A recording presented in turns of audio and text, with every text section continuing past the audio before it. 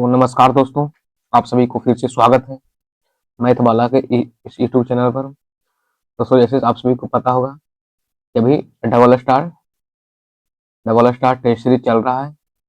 आपको 2 टेस्ट का सोल्यूशन आपको इसी यूट्यूब चैनल पे मिल जाएगा और तीसरा सेट आपका यह है जो कि आज हुआ है।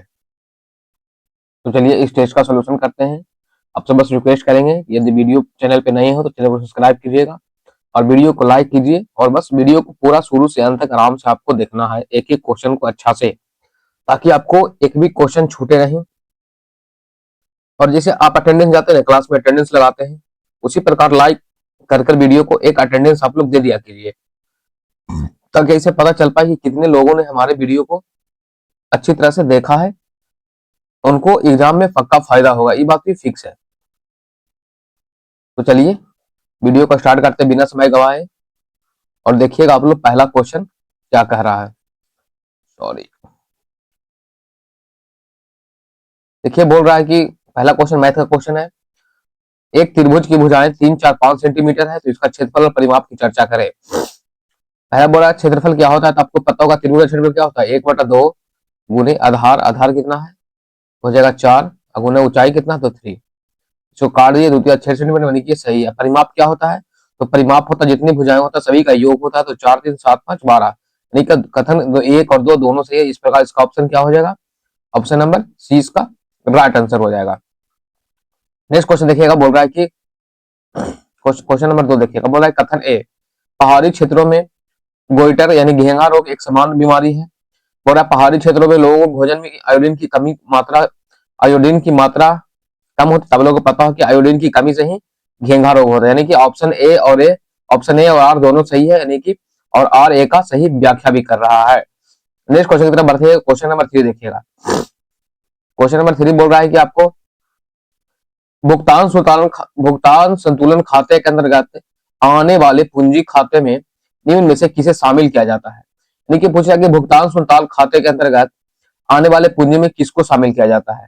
बोल रहा है प्रत्यक्ष विदेशी निवेश को, दूसरा बोल रहा है विदेशी पोर्टफोलियो निवेश को, तीसरा बोल रहा है वाणिज्यिक उधारी को। इसमें दोस्तों आपको तीनों को सही शामिल किया जाता है, कि 1, 2 और 3, यानी कि तीनों को शामिल किया जाता है। Next question question number 4 by के न्यायिक सक्रियता के संदर्भ में निम्न कथनों पर विचार करें। बोल रहा है न्यायिक सक्रियता के संबंध में निम्न कथनों पर विचार करें। पहला क्वेश्चन देखिएगा, बोल रहा है कि न्यायालय विधायी और कार्यपालिका क्षेत्र में हस्तक्षेप करता है। फिर बोल रहा है यह मौलिक अधिकार की रक्षा को सुदृढ़ करता है। तीसरा बोल रहा है शक्ति के पृथक्करण सिद्धांत के विरुद्ध है। तो ऑप्शन नंबर डी, यानी कि तीनों का तीनों, यानी कि न्यायालय विधायी और कार्यपालिका क्षेत्र में हस्तक्षेप करता है। फिर यह मौलिक अधिकार की रक्षा को सुदृढ़ करता है, तो आपको पता होगा कि मौलिक अधिकार को रक्षा को सुदृढ़ करता है। तीसरा क्या शक्ति के पृथक्करण सिद्धांत के विरुद्ध है, तो शक्ति के पृथक्करण सिद्धांत के विरुद्ध ही है, तो ऑप्शन नंबर डी इसका, तो ये ऑप्शन नंबर डी इसका राइट आंसर हो जाएगा। तो चलिए आगे बढ़ते हैं। क्वेश्चन नंबर 5 देखिएगा, बोल रहा है कि कथन है कि कार्बन डाइऑक्साइड ग्रीन हाउस के प्रभाव के उत्तरदायी है। कारण है कि कार्बन डाइऑक्साइड पार्थिव विकिरण के ये अपारदर्शी होता है। तो चलिए इसका कथन देखिए क्या बोल रहा है।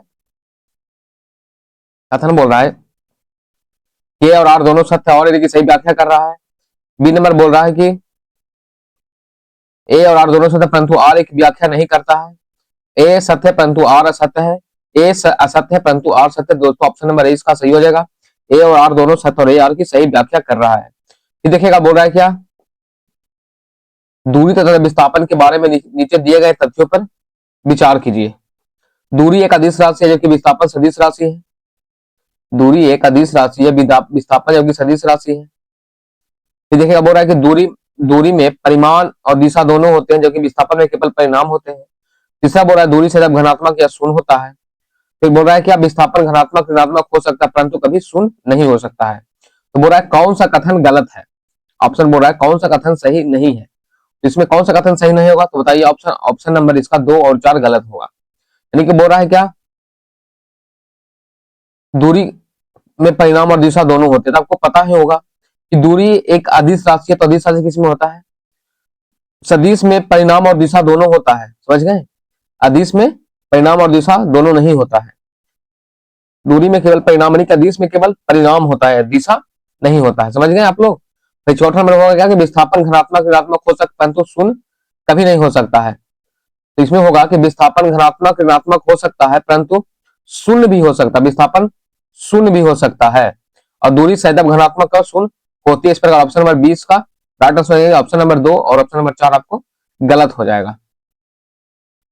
नेक्स्ट क्वेश्चन देखिएगा, क्वेश्चन नंबर बोल रहा है आपका से के बराबर क्या दिया 25/7। आप लोग यहां से निकाल लीजिए क्या सेक बराबर क्या होता है। सेक बराबर होता है आपका कर्ण बटा आधार होता है। आपको दिया है कर्ण 25 आधार 7, कलम कितना हो जाएगा तो पता होगा 7 24 25 होता है। फिर बोल रहा है साइन बराबर ए बराबर क्या होता है तो लंब बटा कर्ण हो जाएगा। तो लंब यहाँ पे 24 है और कर्ण यहाँ पे 25 है, तो ये तो सही हो गया। टेन बराबर क्या होता है तो टेन बराबर होता है लंब बटा आधार, यानी कि 7 यहाँ पे क्या है हमारा 24 लंब है, लेकिन इसमें तो ऑप्शन नंबर ये गलत हो गया। तो ऑप्शन नंबर केवल एक सही है इसका। समझ गए आप लोग। फिर देखिएगा बोल रहा है इंग्लैंड के प्रधानमंत्री ग्रेनविले ने किस वर्ष स्टाम्प एक्ट पारित किया था। इंग्लैंड के प्रधानमंत्री ग्रेनविले ने किस वर्ष स्टाम्प एक्ट पारित किया था। तो स्टाम्प एक्ट पारित हुआ था 1765 ईस्वी में। 1765 ईस्वी में पारित किया गया था। नेक्स्ट क्वेश्चन देखिएगा, क्वेश्चन नंबर 9 की तरफ हम लोग बढ़ चुके हैं। क्वेश्चन नंबर 9 है कि निम्नलिखित कथनों पर विचार कीजिए। बोल रहा है कि लाल बहादुर शास्त्री की समाधि विजय घाट को 1965 के युद्ध के जीत के प्रतीक के रूप में माना जाता है। फिर शंकर दयाल शर्मा की समाधि स्थल कर्म भूमि है। तो दोस्तों क्वेश्चन नंबर 9 का जो ऑप्शन नंबर सी है राइट आंसर है कि दोनों का दोनों कथन आपको सही है। क्वेश्चन नंबर 10 देखिएगा आप लोग, मैथ का क्वेश्चन है। आप कैसे बनाइएगा इसको बताइए हमको। मैथ का क्वेश्चन है तो इसको आप कैसे बनाइएगा, कोई दिमाग लगाइए, दिमाग लगाइए तेरा, कैसे बनेगा जो।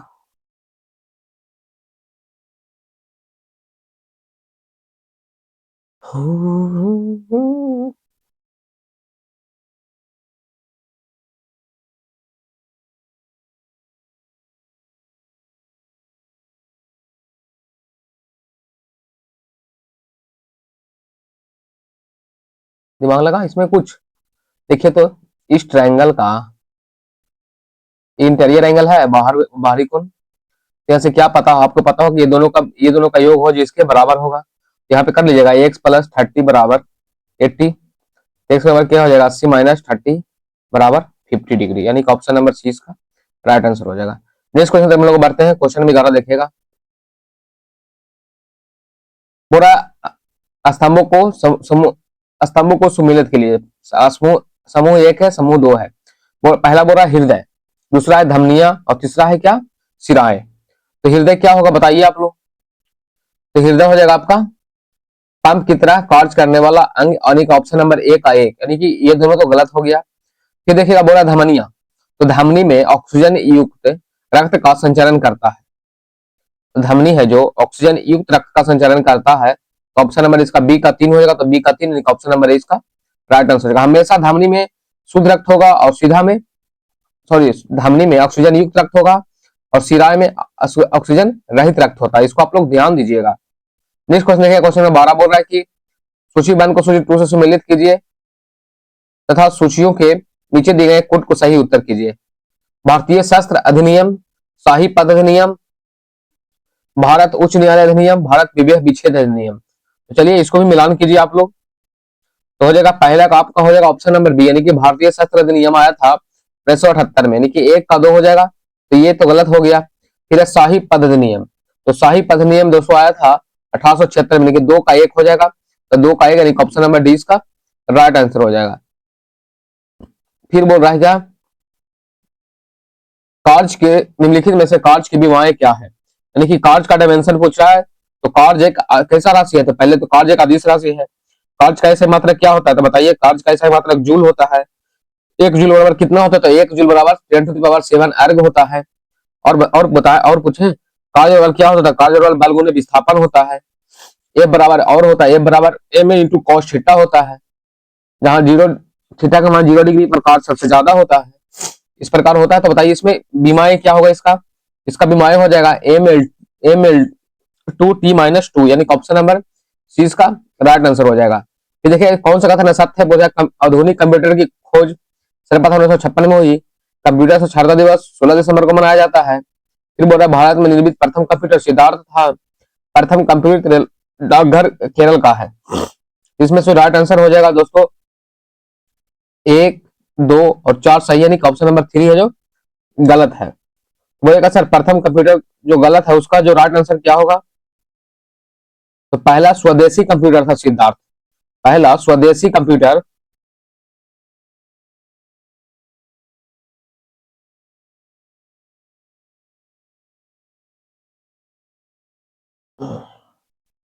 भारत का पहला स्वदेशी कंप्यूटर सिद्धार्थ है, जिसे इलेक्ट्रॉनिक्स कॉर्पोरेशन ऑफ इंडिया के द्वारा।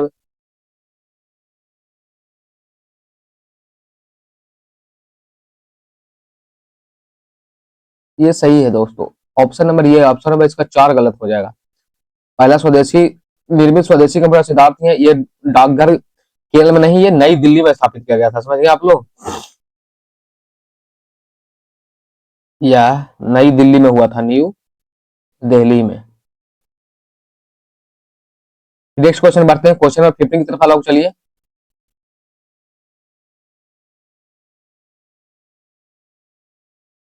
अच्छा अच्छा अच्छा, ऐसा बात था। तो इसमें से ऑप्शन नंबर सी इसका राइट आंसर हो जाएगा, 1, 2 और 4। फिर बोला लोक लेखा समिति के, क्वेश्चन 15 है कि लोक लेखा समिति के भूमिका के संदर्भ में निम्न कथनों पर विचार कीजिए। यह कैग की रिपोर्ट की जांच करता तो बिल्कुल सही है। यह नीतिगत निर्णयों की समीक्षा करता तो यह भी सही है। यह संसद का स्थायी समिति है, यह संसद की स्थायी समिति है, यानी कि सॉरी, यह कैग के रिपोर्ट की जांच करे तो यह तो सही है। और ये नीतिगत निर्णयों की समीक्षा करते थे, ये गलत हो जाएगा दोस्तों। ये संसद की स्थायी समिति है। तो ऑप्शन नंबर 1 और 3, ऑप्शन नंबर 20 का राइट आंसर हो जाएगा। क्वेश्चन नंबर देखा, बोला भूमंडलीकरण का प्रमुख आधार क्या है? तो भूमंडलीकरण का प्रमुख आधार क्या हो जाएगा? तो भूमंडलीकरण का प्रमुख आधार है भौतिकवादी दर्शन। नेक्स्ट क्वेश्चन देखिएगा, बोला यदि सब नेसेसरी तो पहले अंतरिम अक्षरों को आपस में बदला जाए। दोस्तों रीजनिंग आपको एक अलग वीडियो में हो सके तो हम दे देंगे, इस पर ऑप्शन नंबर सी हो जाएगा, क्योंकि इसमें बहुत लंबा वीडियो फिर खींच जाएगा ना। इसे रीजनिंग और मैथ का सोल्यूशन हम एक अलग वीडियो, सेपरेट वीडियो में देंगे, तो आप लोग टेंशन नहीं लीजिए। तब तक हम इसमें सिर्फ जीके करा देते हैं। क्वेश्चन नंबर 80 देखिए, बोला सिंधु घाटी सभ्यता के संदर्भ में निम्नलिखित में से कौन सा कथन सही है? यह प्रमुखतः धर्मनिरपेक्ष सभ्यता थी और धार्मिक तत्वों के मौजूद होने के बावजूद धर्म जीवन पर हावी नहीं था। इस सभ्यता के दौरान भारत में कपड़े बनाने के लिए कपास का उपयोग किया जाता था। तो ऑप्शन नंबर सी, यानी कि 1 और 2, 1 और 2 दोनों सही है। नेक्स्ट क्वेश्चन शेर शाह सूरी के संबंध में, तो बोला शेर शाह सूरी के संबंध में असत कथन का चयन कीजिए। बोला इनके काल में भूमि का माप गज सिकंदरी का प्रयोग किया जाता था। दूसरा बोल रहा है, देखिएगा, बोल रहा है कि इन्होंने सर्वप्रथम शासनम में कबूलियत एवं पट्टा प्रणाली की शुभारंभ किया। तीसरा बोल रहा है कि इनके काल में भू राजस्व दर की कुल उपज का 1/7 था। तीसरा बार इन्होंने पाटलिपुत्रा को पटना के रूप में पुनः स्थापित किया। दोस्तों इसका जो राइट आंसर हो जाएगा ऑप्शन नंबर सी, यानी कि ये गलत है, ये 1/7 नहीं 1/3 होता था। नेक्स्ट क्वेश्चन देखा, निम्नलिखित कथनों में से असत्य एवं को चुनिए। भारत का सबसे पश्चिमी बिंदु कच्छ, भारत का सबसे पूर्वी बिंदु किबुथु, भारत का सबसे उत्तरी बिंदु इंदिरा कॉल, भारत का सबसे दक्षिणी बिंदु पिग्मेलियन पॉइंट। बताइए इसमें से राइट आंसर क्या हो जाएगा? आप लोगों को पता होगा कि भारत का सबसे पश्चिमी बिंदु कच्छ नहीं बल्कि क्या है, ये होगा गुहार मोती है, गुहार मोती इसका राज्य, जो कि कच्छ जिला में पड़ता है। फिर क्वेश्चन नंबर 21 देखिएगा, ये क्या है आपको, तो आपको पता चल रहा होगा कि ए क्यू आई माइनस क्या है, तो बी क्यू, तो ये हो जाएगा कितना का, 4 का क्यू हो जाएगा। समझ रहे हैं? तो क्या होता है a cube minus b cube बराबर a minus b into a square plus b square plus a b. तो आप लोग इसमें देख लीजिए कौन सा होगा, तो ऑप्शन नंबर इसका हो जाएगा प्लस वाला होगा, ये तो कट गया, और इसमें 16 हो जाएगा, तो 4 इंटू 4 करेगा ना, 4 इंटू 4 तो 0.16 हो जाएगा, यानी ऑप्शन नंबर सी इसका राइट आंसर हो जाएगा। नेक्स्ट क्वेश्चन की तरफ हम लोग बढ़ते हैं। क्वेश्चन नंबर 22 देखिएगा, बोल रहा है कि कथन को सुमेलित करना, संगम संगम शासक और विशेषता। हरिहर द्वितीय की विशेषता क्या था? तो हरिहर द्वितीय की विशेषता था कि यह मैसूर, कांची और विजयनगर को मिलाया, और एक ऑप्शन नंबर 1 का 1, यानी ऑप्शन नंबर ये सही हो जाएगा। देवराय प्रथम का कि सेना में तुर्की धनुर्धरों को शामिल किया। सी है कि देवराय द्वितीय का तृतीय का था कि सेना में मुस्लिम को भर्ती किया। बुक का प्रथम था तीनों समुद्रों का स्वामी, यानी कि 1, 2, 3, 4 ऑप्शन नंबर ए इसका राइट आंसर है। फिर बोल रहा है कि पृथ्वी के पटटी पर प्रमुख तत्वों के वजन के अनुसार अवरोही क्रम में समझा, यानी कि सबसे ज्यादा कौन पाया जाता है उसके बाद कौन, अवरोही क्रम बोल रहा है ना, हाँ ठीक है। अवरोही मतलब क्या होता है, असेंडिंग या डिसेंडिंग, तो बस इसमें हम कंफ्यूज है आपको। अवरोही में क्या होता है, पहले एक मिनट इसमें इसका इंग्लिश देख लेते हैं। अवरोही डिसेंडिंग ऑर्डर, यानी कि बड़ा से छोटा की ओर हमको जाना है, समझ गए, यानी कि सबसे ज्यादा कौन उसके बाद कौन उसके बाद कौन, इस प्रकार जाना है। इसमें बताइए सबसे ज्यादा कौन हो जाएगा, इसका हो जाएगा सबसे पहले ऑक्सीजन हो जाएगा, फिर एल्यूमिनियम हो जाएगा, फिर कैल्शियम हो जाएगा, फिर सोडियम हो जाएगा, यानी ऑप्शन नंबर 20 का राइट आंसर है। फिर देखिएगा बोला कि राज्य के नीति निर्देशक तत्व के अधीन कौन सा एक उपवंश नहीं है। बोला 6 से कम उम्र के बच्चों को शिक्षा एवं देखभाल, कार्यपालिका के न्यायपालिका से पृथकीकरण का उपवंश, बोला पर्यावरण शिक्षा में समृद्धि का अधिकार, बोला भारत के सभी लोगों को समरसता और समान भातृत्व को बढ़ावा देने का उपबंध। बोला इसमें से कौन नहीं है, तो इसमें से ऑप्शन नंबर दोस्तों ये ऑप्शन नंबर डी हो जाएगा, राज्य के नीति से नहीं, ये मूल कर्तव्य में है, ये मूल कर्तव्य में है। तो आप लोग इसका आंसर कमेंट में दीजिए कि मूल कर्तव्य कौन सा अनुच्छेद में है। तो देखिए बोल रहा है कि क्वेश्चन 25 बोल रहा है धर्म ना पुस्तक में है, पुस्तकों में है, ना बौद्धिक विकास में, न तर्क में। तर्क सिद्धांत पुस्तकें और धार्मिक क्रियाएं आदि केवल धर्म के सहायक है। तो धर्म आत्मज्ञान में, यह किसने कहा था, बताइए किसने कहा था, तो ये कहे थे आपका स्वामी विवेकानंद। फिर है कि द कॉन्सिक्वेंस ऑफ मॉडर्निटी के पुस्तक का लेखक कौन है, द कॉन्सिक्वेंस ऑफ मॉडर्निटी पुस्तक के लेखक आपका हो जाएगा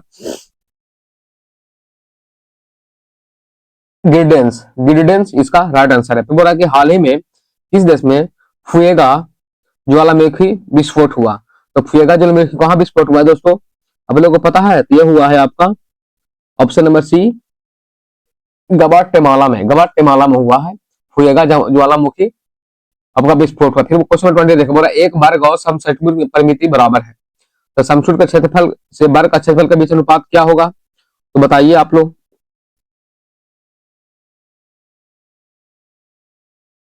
इसका राइट आंसर हो जाएगा आपका ऑप्शन नंबर बी, यानी कि 2√3 पॉइंट अनुपात 3। आप लोग इसका हम एक अलग वीडियो देंगे मैथ रीजनिंग का, आप लोग टेंशन नहीं लीजिए।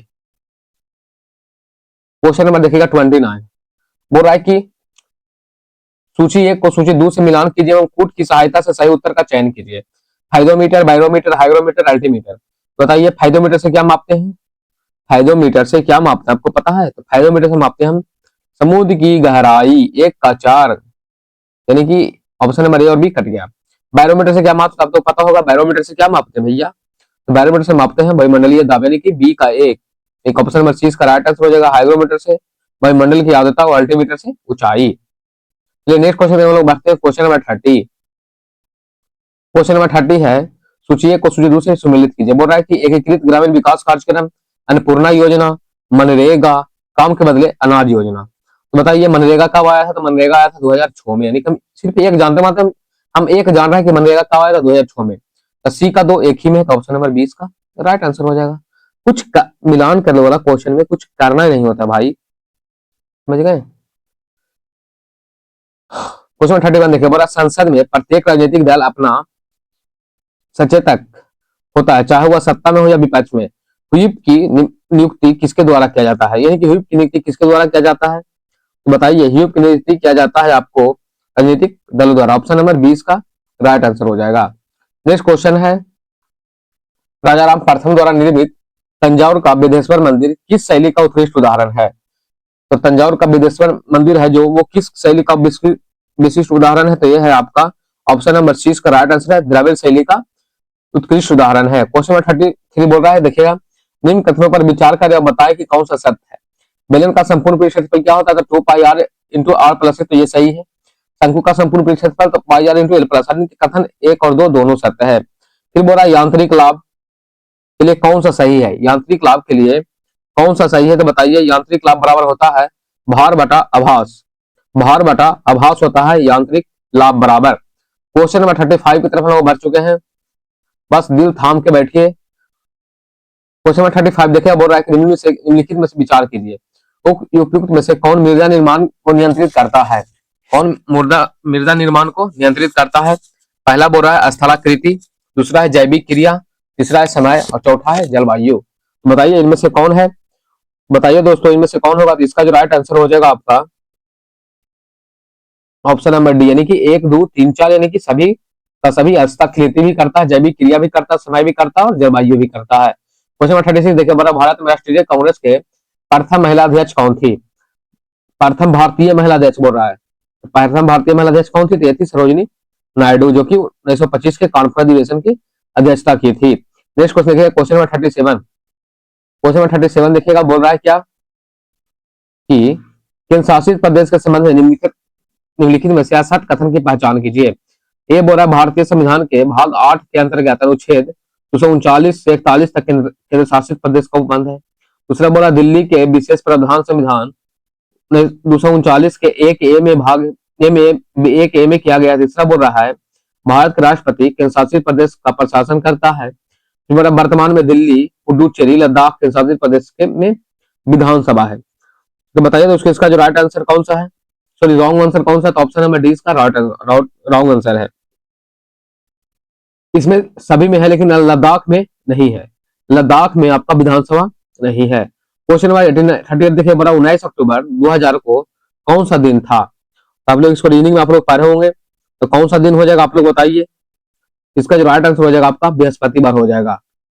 नेक्स्ट क्वेश्चन देखिएगा 39 बोल रहा है बादल आच्छादित रातें स्वच्छ आकाश वाली रातों से अधिक गर्म होती है क्योंकि? यानी कि बादल आच्छादित रातें स्वच्छ आकाश वाली रातों से अधिक गर्म होते हैं। यानी कि जब बादल छाया रहता है उस टाइम आकाश, उस टाइम क्या होता है, मानी कि बादल छाया होता है उस टाइम अधिक गर्म होता है, जबकि स्वच्छ आकाश में उतना गर्म नहीं होता है। तो बोला ये किस कारण होता है? तो आप लोग बताइए इसका जो राइट आंसर हो जाएगा ऑप्शन नंबर सी, यानी कि बादल पृथ्वी तथा हवा से उष्मा का विकिरण रोकता है। क्वेश्चन नंबर 40 देखिएगा, बोल रहा है मिलान करने वाला है। तो चलिए मिलान करते हैं इसको हम लोग अच्छा से जरा। नदी है उद्गम स्थल, तो बेतवा है, गोमती है, बोरी गंडक नदी है और केन नदी है। तो बताइए सबसे पहले हमको इसमें से किसी एक को जानते हैं, किसी एक को जानते हैं आप? बेतवा नदी तो विंध्या रेंज से होता है, तो ऑप्शन नंबर एक आइए 3 में, तो ये गलत हो गया। गोमती नदी कहां से होता है? तो गोमती नदी हमको होता है फुलहर झील से, लेकिन 2 के 4 किसमें? तो एक में है, यानी ऑप्शन नंबर सी इसका राइट आंसर हो जाएगा।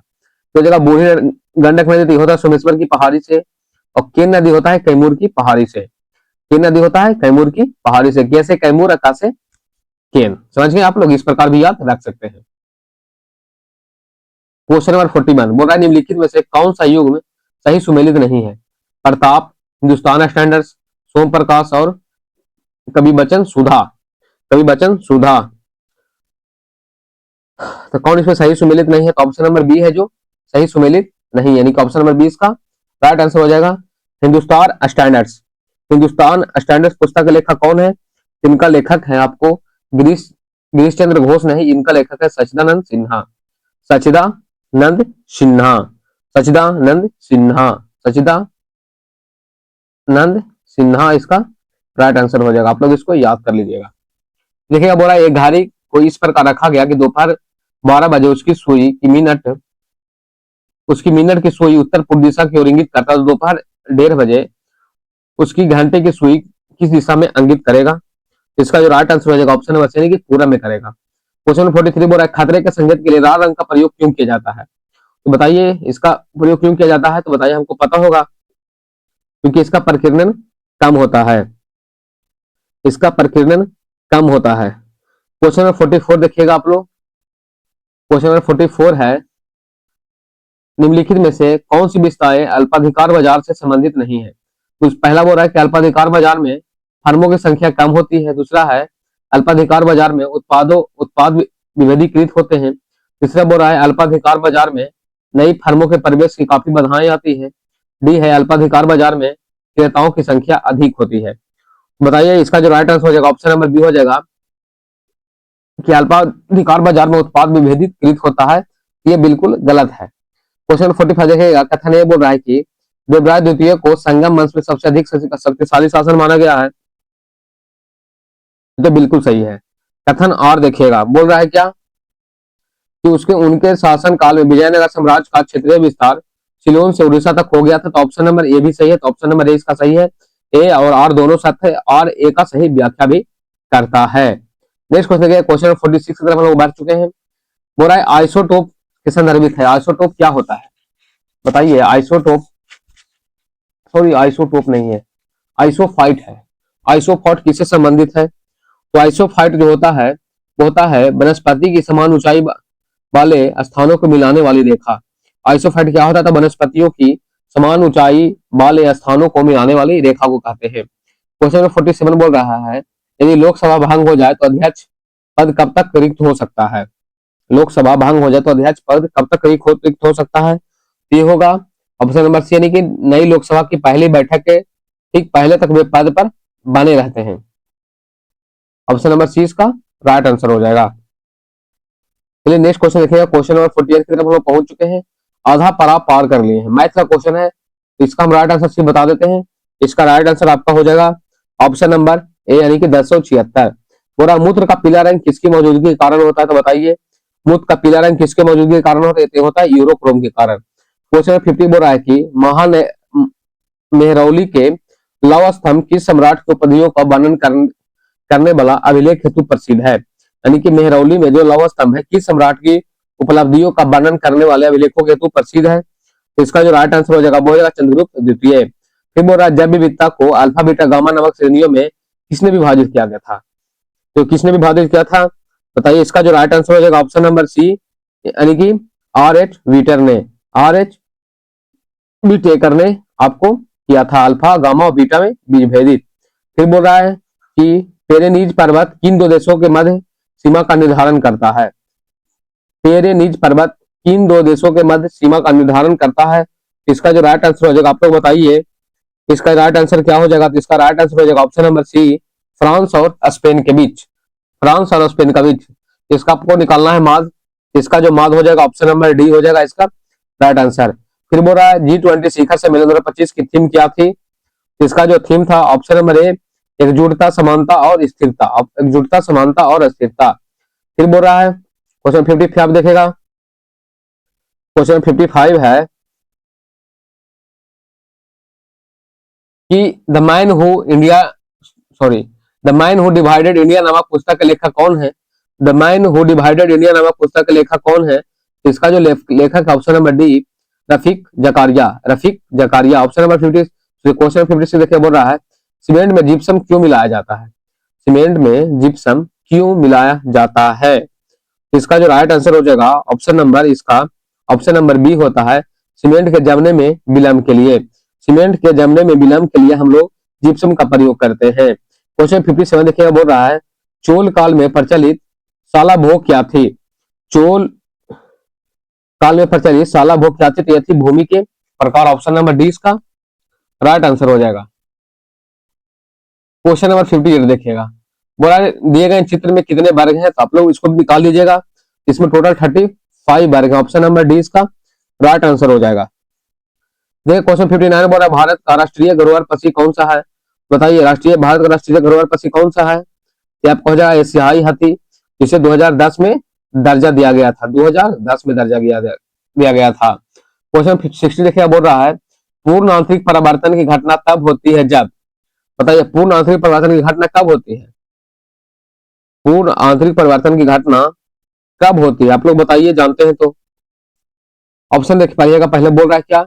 जब प्रकाश एक विरल माध्यम से सघन माध्यम में जाता है, प्रकाश एक सघन माध्यम से विरल माध्यम में जाता है, घटना का कोण क्रांति कोण से बड़ा हो जाता है। तो ऑप्शन नंबर बी और सी इसका सही, यानी कि ऑप्शन नंबर डी इसका राइट आंसर हो जाएगा। फिर बोला परमाणु के नाभिक में एक न्यूट्रॉन बढ़ जाने से क्या होगा? यदि परमाणु के नाभिक में हम एक इलेक्ट्रॉन बढ़ा देते हैं तो उससे क्या होगा?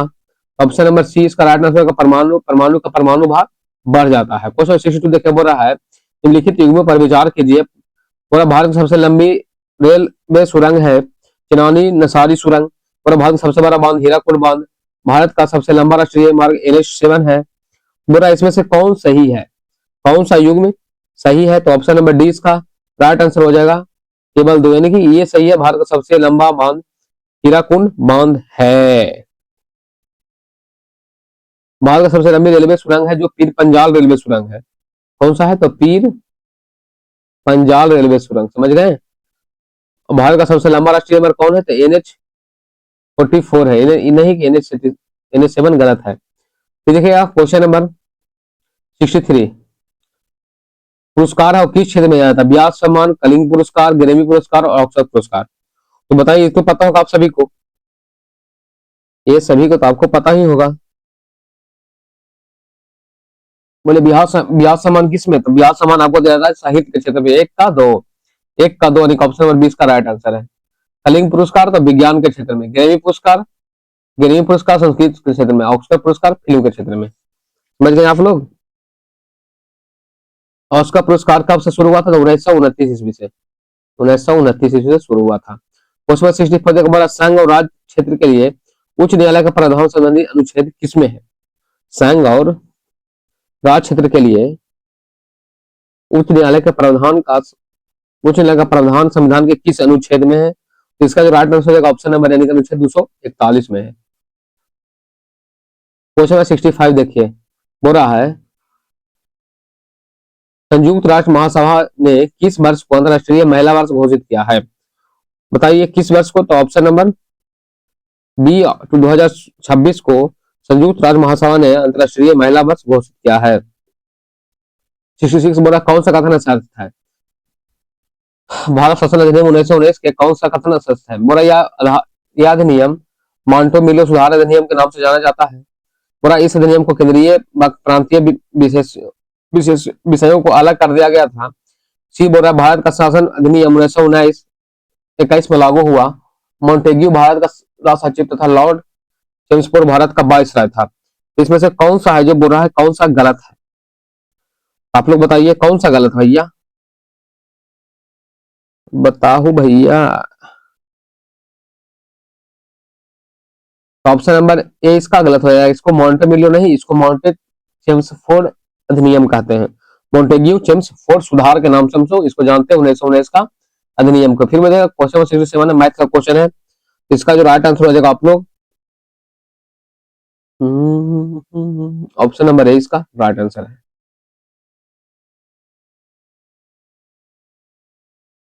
अरे भाई 68 देखिए, बोला मानव मस्तिष्क का कौन सा हिस्सा सांस लेने में को नियंत्रित करता है? कि कौन सा हिस्सा जो सांस लेने में नियंत्रित करता है? ये करता है आपको मेडुला। ऑप्शन नंबर डी इसका राइट आंसर हो जाएगा। फिर क्वेश्चन नंबर 69 देखिए, बोल रहा है कौन सा युग में सुमेलित नहीं है? गलत सुमेलित है। बोला वेल्थ ऑफ नेशन एडम्स भी तो सही है। डास कैपिटल कार्ल मार्क्स ये भी सही है। फिर प्रिंसिपल ऑफ इकोनॉमिक्स मार्शल ये भी सही है। क्वेश्चन नंबर डी इसका राइट आंसर होगा हाउ टू पे फॉर बार रॉबिन्सन गलत है। हाउ टू पे फॉर बार पुस्तक के लेखक हैं किन्स। समझ गए आप लोग? क्वेश्चन नंबर 70 मैथ का क्वेश्चन, इसका आंसर बताएंगे। ऑप्शन नंबर 20 का राइट आंसर है। बोला बाल कृष्ण समिति का गठन किस उद्देश्य से किया गया था? तो बाल कृष्ण समिति का गठन किस उद्देश्य से किया गया था? तो ये किया गया था दिल्ली का के प्रशासनिक ढांचे की समीक्षा के लिए। क्वेश्चन नंबर 72 देखिएगा, बोल रहा है निम्नलिखित वंशों को सही कलम अनुसार नीचे दिए गए कूटों से संबंधित कीजिए। नंद वंश, कलना वंश, सुंग वंश, गुप्त वंश। बताइए सबसे पहले नंद वंश, फिर सुंग वंश, नंद वंश, सुंग वंश, कन्ना वंश और गुप्त वंश। सबसे लास्ट में गुप्त वंश, सबसे शुरू में नंद वंश, सबसे शुरू में नंद वंश, सबसे शुरू में लास्ट वंश, यानी कि 1 और 4, 1 का 4 ऑप्शन नंबर डी इसका राइट आंसर हो जाएगा भैया। देखिएगा बोल रहा है क्या, आगे बढ़ते हैं हम लोग। धोबन सोडा, जैसे आप लोग धोबन खाना सुनने में कंफ्यूजन, धोबे में 10 रुपए का सापेक्ष लगता है ना, तो या तो ये होगा या तो ये होगा, बाकी ये तो गलत हो गया। आप लोग पता होगा कि Na2CO2 तो 10H2O होता, वही होता आंसर। NaSO4 वाला नहीं, सल्फेट वाला नहीं, कार्बोनेट वाला होता है। तो ऑप्शन नंबर सी इसका राइट आंसर हो जाएगा। रीजनिंग का क्वेश्चन है, इसको भी आंसर हम बता देंगे। ऑप्शन नंबर सी इसका राइट आंसर हो जाएगा। 75 बोला निम्नलिखित कथनों में कौन सा युग सम्मिलित नहीं है? अनुच्छेद 243 के ग्राम सभा के शक्ति एवं कार्य, सी है पंचायतों की संरचना, एफ है पंचायत सदस्यता के लिए अयोग्यताएं, और ओ है पंचायतों द्वारा कर लगाने की शक्ति। तो ऑप्शन नंबर डी इसका राइट आंसर हो जाएगा। ये गलत है। वो में है कि पंचायत के निर्वाचन संबंधी मामले न्यायालय में हस्तक्षेप की बात, पंचायत के निर्वाचन संबंधी मामले में न्यायालय के हस्तक्षेप की बात है। ऑप्शन नंबर डी इसका राइट आंसर हो जाएगा। 76 देखिएगा आप लोग, नीचे दिए गए जंतु तथा उनके कोष्ठकों की संख्या का सही मिलान करें। बताइए मछली में कितना कोष्ठक पाया जाता है जी? मछली में कितना कोष्ठक पाया जाता है? मछली में 2 पाया जाता है ना। अरे कोष्ठकों की संख्या पूछ रहा है ना। अरे कौन सही नहीं है? चिलचट्टा तेरा सही है, स्तनधारी भी सही है। मछली में 4 नहीं, मछली में 2 पाया जाता है। ऑप्शन नंबर सी इसका राइट आंसर है। 4 के विपरीत कौन है तो देख लीजिए आप लोग, 4 के विपरीत कौन हो जाएगा? क्लॉकवाइज चलेगा तो 4 3 2, यानी कि 1 के विपरीत 3, 2 के विपरीत 5, तो 4 के विपरीत 6 हो जाएगा। समझ गए आप लोग? 28 देखिए, बोला भारत का पहली तरल हीलियम क्रायोजेनिक सुविधा का उद्घाटन कहाँ किया गया? पहली तरल हीलियम क्रायोजेनिक सुविधा का उद्घाटन कहाँ किया गया? किया गया आईआईटी बॉम्बे में। ऑप्शन नंबर 20 का राइट आंसर हो जाएगा भैया। क्वेश्चन नंबर 79 देखिएगा, कांग्रेस के किस अधिनियम में राष्ट्रीय नियोजन समिति का गठन किया गया था? कांग्रेस के किस अधिनियम में राष्ट्रीय नियोजन समिति का गठन किया गया था? हरिपुरा अधिवेशन में। फिर एनएससीएल में कौन सा बंध होता है? बताइए एनएससीएल में कौन सा बंधक होता है? इसमें होता है आयनिक बंधन।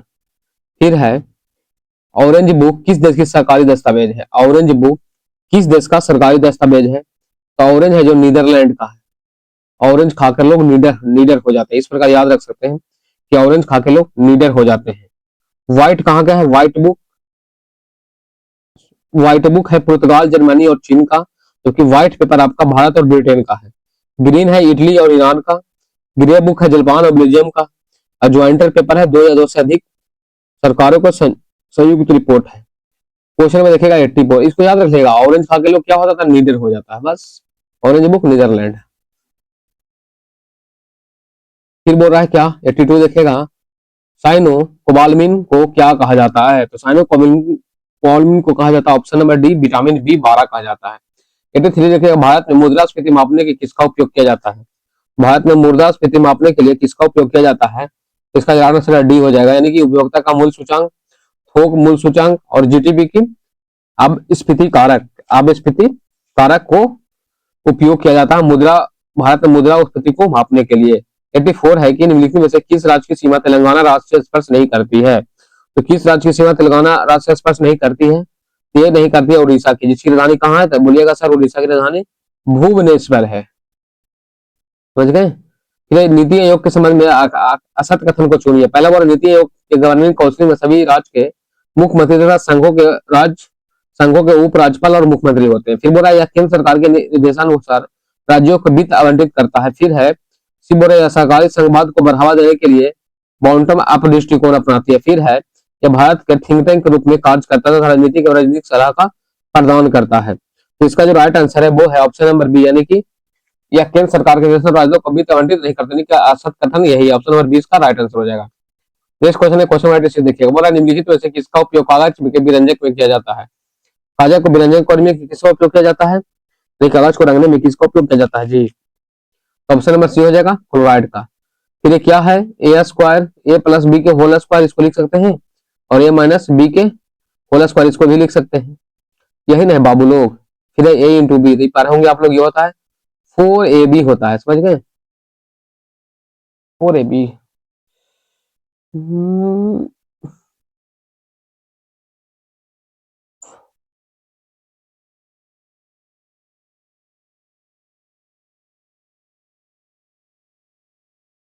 4ab होता है, बटा में ab है तो ab से ab कट जाएगा, यानी कि क्या बचेगा? 4 इसका राइट आंसर हो जाएगा।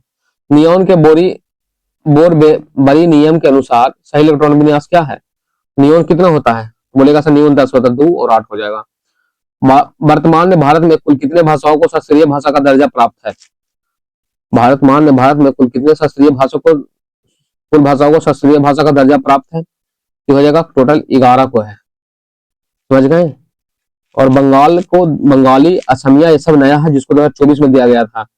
मराठी को पहले 6 था, मराठी, पाली, प्राकृत, असमिया और बंगाली ये सबको 2024 में राष्ट्रीय भाषा का दर्जा दिया गया है। शास्त्रीय भाषा का, सॉरी राष्ट्रीय भाषा का नहीं, शास्त्रीय भाषा का दर्जा दिया गया है। फिर देखिएगा क्वेश्चन नंबर 90 बोला निम्नलिखित कचरों पर सबसे में कौन सा कथन लोकपाल की शक्ति के बारे में सही है? लोकपाल एक संवैधानिक निकाय है। लोकपाल के पास सीबीआई जैसे जांच एजेंसी को निर्देशित देने एवं उस पर अधीक्षण करने की शक्ति है।